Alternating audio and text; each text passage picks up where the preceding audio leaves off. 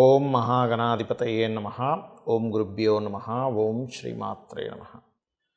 21వ తేదీ నుంచి 27వ తేదీ వరకు ఉండేటువంటి గ్రహస్థితి ఏ విధంగా ఉంది అని చెప్పి చూసుకున్నట్లయితే మనకి చంద్రుడు మకర రాశి నుంచి మీనం వరకు సంచరిస్తాడు ఈ వారం రోజులు కూడా. అదేవిధంగా వృషభ రాశిలో కుజుడు గురువు, కర్కాటక రాశిలో రవి శుక్రులు, సింహరాశిలో బుధుడు, కన్యారాశిలో కేతువు యొక్క సంచారం జరుగుతుంది. ఈ యొక్క గ్రహస్థితిని అనుసరించి 12 లగ్నాల వారికి, లగ్నం తెలియని వారు రాశి నుంచి చూసుకోవచ్చు.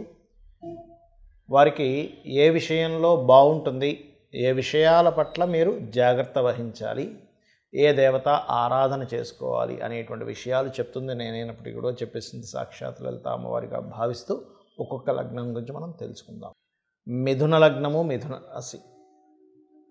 మీకు ఈ వారం ప్రధానంగా జాగ్రత్త తీసుకోవాల్సిన విషయం ఏంటంటే మనీ మ్యాటర్స్ విషయంలో ఖచ్చితంగా జాగ్రత్త తీసుకోండి. ధనమూలంగా మీరు మోసపోయేటువంటి యోగం బలంగా చూపిస్తుంది.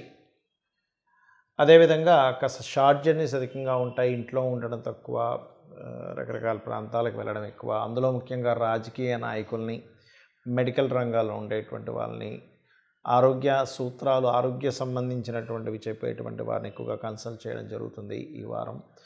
ఫైనాన్షియల్ గ్రోత్ ఖచ్చితంగా ఉంది. ఫైనాన్షియల్గా మీకు గవర్నమెంట్ నుంచి కానీ, లేకపోతే అన్నదమ్ముల మూలంగా కానీ, లేకపోతే తండ్రి మూలంగా కానీ, తండ్రికి సంబంధించిన ధనం కానీ, గతంలో మీ తండ్రి గారు ఇన్వెస్ట్మెంట్ చేసిన ధనం రావడం కానీ ఇటువంటివి ఎక్కువగా చూపిస్తున్నాయి.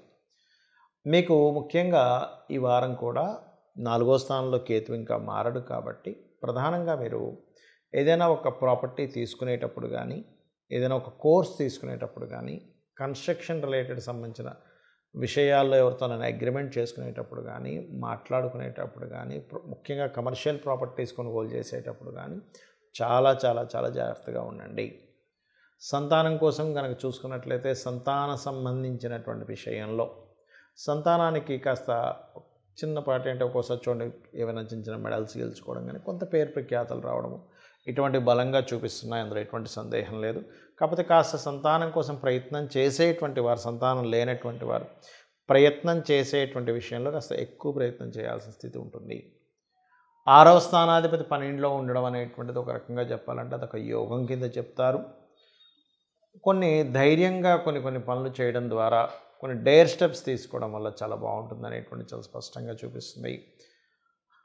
అలాగే ఈ యొక్క వారం 10వ స్థానంలో ఇంకా రాహు అక్కడే ఉన్నాడు. 12వ స్థానంలో ఈ 6వ అధిపతి, 10మాధిపతి కలిసి 12వ స్థానంలో ఉన్నందుకు విదేశీ ధనయోగం, విదేశాలకు వెళ్ళడానికి మీరు చేసేటువంటి ప్రయత్నం ఫలిస్తుంది. ఇంపోర్ట్ ఎక్స్పోర్ట్ బిజినెస్ చేసేటువంటి వారికి కూడా చాలా బాగుంటుంది. కొత్త ఇన్వెస్ట్మెంట్స్ చేస్తారు మీరు ఈ వారం ప్రధానంగా ఫైనాన్స్ మ్యాటర్స్ విషయంలో ఇక్కడ ఈ ధనాన్ని ఇస్తే మోసపోతాము అని ఏమాత్రం అనిపించినా కూడా మనీ మ్యాటర్స్ విషయంలో చాలా చాలా చాలా కేర్గా ఉండండి. ఇక మీరు చేయవలసినటువంటి దేవత ఆరాధన, సూర్య భగవానుని చూస్తూ నీళ్లు వదులుతూ సూర్య భగవానుని మరియు అమ్మవారి యొక్క నామాన్ని చేయండి. మీకు ఫైనాన్షియల్గా బాగా కలిసి వస్తుంది. అన్ని విధాలా కూడా మీకు బాగుంటుంది. చాలామందికి పర్సనల్ చార్ట్ చూపించుకోవడం వల్ల ఏమి లాభము అనేటువంటిది నన్ను చాలామంది అడుగుతున్నారు. కాబట్టి ఈ వీడియో ఎండింగ్లో ఇది చెప్పబోతున్నాను. అదేమిటి అంటే మనకి జాతచక్రంలో 12 భావములు అంటారు. 12 రాశులు ఎట్లాగో 12 భావములు లగ్నం నుంచి. మీ పర్సనల్ చార్ట్లో లగ్నం ఏ లగ్నం అయింది, మీ లగ్నాధిపతి ఎక్కడ ఉన్నాడు అనే దాన్ని బట్టి మీకు తెలిసే విషయం ఏమిటంటే మీ నేచర్ ఏమిటి, మీ నేచరు ఏంటో, మీరు ఎలా ఉండాలో, ఎలా ఉంటే మీరు సక్సెస్ అవుతారో చెప్తుంది. అలాగే మీరు సక్సెస్ అవ్వకపోవడానికి మీకు ఎందుకు ఆటంకం జరుగుతుందో, ఏ గ్రహాలకు మీకు కనెక్ట్ అవ్వడం వల్ల మీరు ఆటంకం పడుతున్నారో, ఏ గ్రహ సంబంధించినటువంటి దీపారాధన చేస్తే మీరు ఖచ్చితంగా సక్సెస్ అవుతారో చెప్తుంది. మీరు ఫస్ట్ అయితే ఇబ్బందుల నుంచి బయటపడతారు. మీ లగ్నం ఏంటో తెలుసుకొని అది ఉన్న సిచ్యువేషన్ కనుక తెలుసుకోగలిగితే. అలాగే అందరికీ కావాల్సిన ధనం, మీ ధనాధిపతి లగ్నం నుంచి ధనస్థానం అనేది ఒకటి ఉంటుంది. మీ ధనాధిపతి ఎక్కడున్నాడు, ఏ కండిషన్లో ఉన్నాడు దాన్ని బట్టి మీకు ఇప్పుడు ధనయోగం బాగా వచ్చే యోగం ఉందా, లేకపోతే ఉన్న ధనాన్ని పర్టికులర్గా మీరు దాన్ని సద్వినియోగం పరచకపోతే ఏదైనా ఇబ్బందుల్లో పడే యోగం ఉందా అనేటువంటిది కూడా మీ ధనాధిపతి చెప్తాడు. దానికి ఏమిటి, మహాదశ ఏమిటి, అంతర్దశ ఏమిటి, గోచారం ఏమిటి, గోచార గ్రహాలు ధనస్థానాన్ని యాక్టివ్ చేస్తున్నాయా, ఎక్కడైనా మీరు డబ్బులు పెట్టి ఇరుక్కుపోయేటువంటి యోగం ఏమైనా నడుస్తుంది అనేది చాలా స్పష్టంగా చెప్తుంది. అదేవిధంగా మీరు ఏ మార్గంలో వెళ్తే మీరు ధనయోగం అనేటువంటిది ఎక్కువగా ఉంటుంది ఉన్న పరిస్థితి కంటే అనేటువంటిది తెలుస్తుంది. అదేవిధంగా 3వ స్థానాన్ని బట్టి మీ యొక్క సిబ్లింగ్స్, మీ యొక్క తోబుట్టువులతో ఎందుకు మీకు మిస్కమ్యూనికేషన్స్ వస్తున్నాయి, వాళ్ళతో మీకు ఎందుకు బాగుందనే విషయం చెప్తుంది. మీ ప్రయత్నాలు కూడా తెలుస్తాయి. అదేవిధంగా మీ యొక్క 4వ స్థానాన్ని బట్టి ప్రాపర్టీస్, ముఖ్యంగా ఏంటంటే మీరు ఏ ఫేసింగ్లో నివసిస్తే బాగుంటుంది, అలాగే మీకు ఎప్పుడు మీరు గృహయోగం కొనుక్కుంటే బాగుంటుంది అనేది 4వ స్థానం బట్టి, వివాహాన్ని ఎటువంటి పార్ట్నర్ వస్తారు, ఎప్పుడు వివాహం చేసుకుంటే సరైనటువంటి సమయం. చాలామంది ఏంటంటే వివాహం ఎప్పుడు చేసుకుంటే సరైనటువంటి విషయం అనేది తెలియదు. శుభగ్రహాలు వివాహ స్థానాన్ని కనెక్ట్ అయినప్పుడు వివాహం చేసుకోవాలి.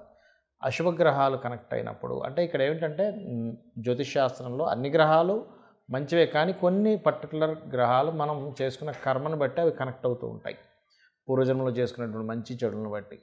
అలాగా మీకు వివాహం ఎప్పుడు చేసుకుంటే మంచిది, ఒక వ్యాపారం ఎప్పుడు ప్రారంభిస్తే మంచిది, ఇన్వెస్ట్మెంట్స్ ఎప్పుడు చేస్తే మంచిది, మీరు విదేశాలకు వెళ్తే బాగుపడే యోగం ఉంటే విదేశాలకు వెళ్తేనే బాగుంటుంది, లేదా వేరే రాష్ట్రాలకు వెళ్ళాలా, ఉద్యోగం చేయాలా, వ్యాపారం చేయాలా, ఎప్పుడు ఎటువంటి కండిషన్స్ ఉన్నాయి, కాబట్టి ఏ విషయంలో ఎక్కడ జాగ్రత్తగా ఉండాలనేటువంటివన్నీ కూడా మీ జన్మజాతకంలో తెలుస్తుంది, గుర్తుపెట్టుకోండి. అయితే ఇక్కడ నేను మీకు విషయం చెప్తాను. మన జన్మజాతకంలో ఏదైనా ఒక గండమే ఉందనుకుందాం కాసేపు, లేకపోతే ఏదైనా ఒక ఇబ్బంది ఉంది, మనం భయపడవలసిన పని లేదు. ఎలా అంటే ఇప్పుడు మీరు వెళ్తున్నారు, రోడ్డు మీద వెళ్తున్నప్పుడు మధ్యలో మీకు గొయ్యి కనబడింది. గొయ్యి కనబడితే భయపడతారా, పక్క నుంచి వెళ్తారా? పక్క నుంచి వెళ్తాం కానీ మనం భయపడం. ఆ గొయ్యి ఉందనే విషయం ఎట్లా తెలుస్తుంది మనకి? టార్చ్ ఉంటే మనకు తెలుస్తుంది. వెళ్ళేటప్పుడు దారిలో సర్పం ఉందా, గొయ్యి ఉందా, లేకపోతే పలానా ఇంకేమైనా ప్రాబ్లం ఉందా, అక్కడ బురద ఉందా అనేటువంటిది. ఈ టార్చ్ అనేటువంటిది ఎలాంటిదో జ్యోతిష్ శాస్త్రం అలాంటిది. మరి ఇక్కడ మనం ఈ గోచార ఫలితాలు చెప్పుకుంటున్నాం, దీనికి ఎందుకు చెప్పుకుంటున్నాం? మన జన్మజాతకమే ఇంత కరెక్ట్గా ఉంటాయి అంటే కనుక ఒకటే, బయట ఉండే పరిస్థితులు, మనం తీసుకునే నిర్ణయాలు మన సొంతము, మన కర్మ అంతా మన జన్మజాతకం అయితే, ఇప్పుడు బయట ఉండే కండిషన్స్ అనేటువంటిది ఇప్పుడు ఉండే గోచారం. అంటే ఒక వ్యక్తి మంచి అద్భుతమైనటువంటి బిజినెస్ మ్యానే అనుకోండి, లేదా అద్భుతమైనటువంటి జాబ్ చాలా సిన్సియర్గా చేసే అబ్బాయి అనుకుందాం కాసేపు, అబ్బాయి కావచ్చు, అమ్మాయి కావచ్చు. కానీ బయట జాబ్ వచ్చేటువంటి ఛాన్సెస్ తక్కువగా ఉన్నాయి, ఆపర్చునిటీస్ తక్కువ ఉన్నాయి అనుకోండి. మీలో ఎంత టాలెంట్ ఉన్నా ఆ ఆపర్చునిటీస్ని బట్టే మీరు నిర్ణయం తీసుకోవాలి. అంటే ఒక జాబ్ మానేద్దాం అనుకున్నారు, కానీ బయట కండిషన్ పెద్ద ఆపర్చునిటీస్ లేవన్నప్పుడు మానరు మీరు. ఎందుకు? ఈ జాబు ఉన్న జాబు మానేసి ఇంకోదేదో ఆపర్చునిటీ వెతుక్కోవడం కరెక్ట్ టైం కాదు అని. అలా కాకుండా ఎక్కువ ఉన్న ఆపర్చునిటీసు, నా టాలెంట్ తగ్గ శాలరీ ఇవ్వట్లేదు అన్నప్పుడు మానేయగలుగుతారు. ఎందుకు? ఇంకా చాలా ఆపర్చునిటీస్ వస్తున్నాయి. అలాగే బిజినెస్ పరంగా కానీ ఇవన్నీ కూడా బయట ఉండే కండిషన్ చెప్పేదే గోచార ఫలితాలు. కాబట్టి మీరు ఈ యొక్క గోచార ఫలితాలని మీ యొక్క జన్మజాతకంలో ఉండేటువంటి యోగాల్ని లేదా జాగ్రత్తలని తెలుసుకుంటూ ఆ యొక్క లలితాంబిక అమ్మవారి యొక్క అనుగ్రహం మీరు పరిపూర్ణంగా పొందాలని మనస్ఫూర్తిగా కోరుకుంటూ శ్రీమాత్రే నమః.